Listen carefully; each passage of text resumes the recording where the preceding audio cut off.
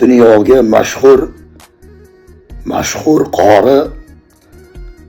mashhur qori Abdurahmon Sudaysdan so'rashgan ekan.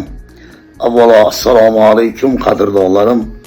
Ulug' ayyominglar bilan juma ayyom muborak bo'lsin sizlarim mana. Abdurahmon Sudaysdan so'rashgan ekan. Mana shu darajaga Ka'baning imomi bo'lish darajasigacha qanaqa yetib kelgansiz? Sizga Alloh taolo ko'p martabalarni bergan. Podshohlik oilasining kuyovisiz.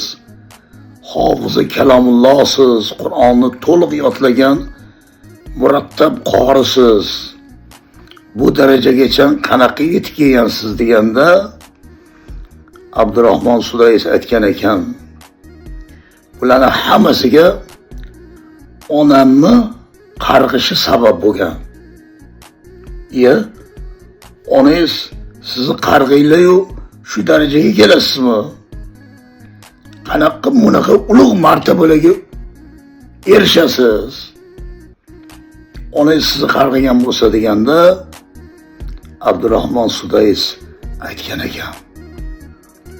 Onam rahmatli doim to'polon qilib jahillarini chiqarganimda yoshligimda onam mani Ka'baga imom bo'lgur,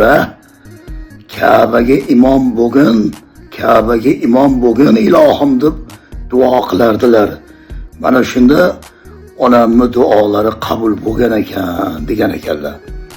Azizlarim, ayniqsa onalar, opa-singillar farzandlarimizni ming jahlimizni chiqarsa ham duo qilaylik. Otalar duo qilaylik, onalar duo qilaylik. Chunki qarg'ish chiqqan og'izdan duo ham chiqadi azizlarim mana. Boringlarga shukr. Hammanglarni Alloh uchun yaxshi ko'raman, do'stlarim mana.